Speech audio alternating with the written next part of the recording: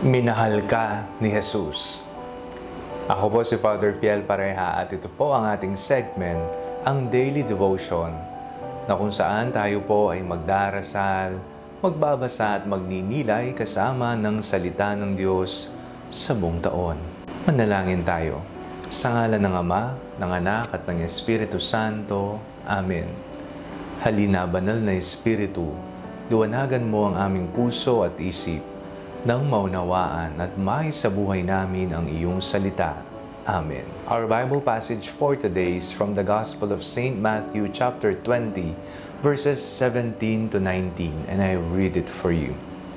While Jesus was going up to Jerusalem, he took the 12 disciples aside by themselves and said to them on the way, "See, we are going up to Jerusalem, and the Son of Man will be handed over to the chief priests and scribes, and they will condemn him to death. Then they will hand him over to the Gentiles to be mocked and flogged and crucified, and on the third day, he will be raised."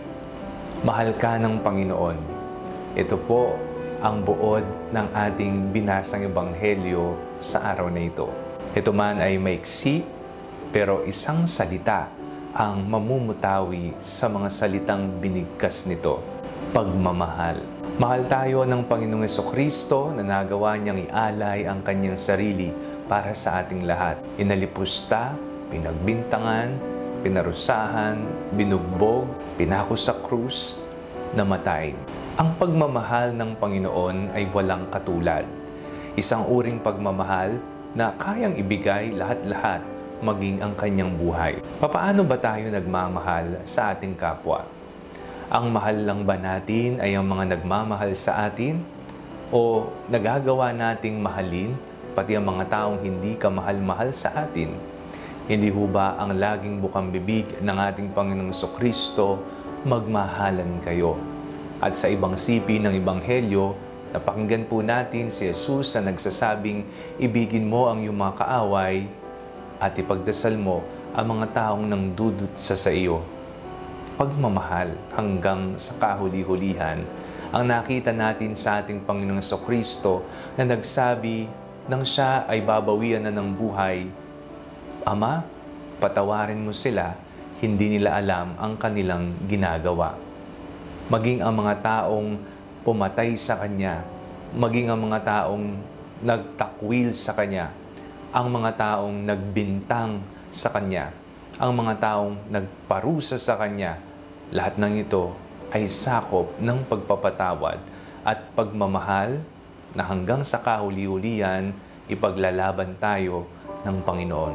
Nang may 3 araw na buhay na maguli, hindi natatapos sa pasyon ng Panginoon sapagkat mayroon ding resureksyon, mayroong muling pagkabuhay na naghihintay. Kapag tayo po ay nasaktan dahil tayo ay nagmahal, lagi mong tatandaan na ikaw ay makakaranas din ng muling pagkabuhay sa iyong sarili, sa iyong kapwa, at higit sa lahat, sa muling pagkabuhay ng Panginoon, ikaw ay Kanyang tutubusin. Manalangin tayo. Panginoong Jesucristo, maraming salamat po sapagkat minahal niyo po kami hanggang sa kahuli-hulihan. Dakila ang iyong pangalan, ngayon at magpakailanman. Amen. Sa ngalan ng Ama, ng Anak at ng Espiritu Santo. Amen. Huwag po ninyong kalimutang i-like ang video ito, mag-comment po kayo and share it with your family and friends. Ang panalangin bago matulog ay may sariling Facebook page na po.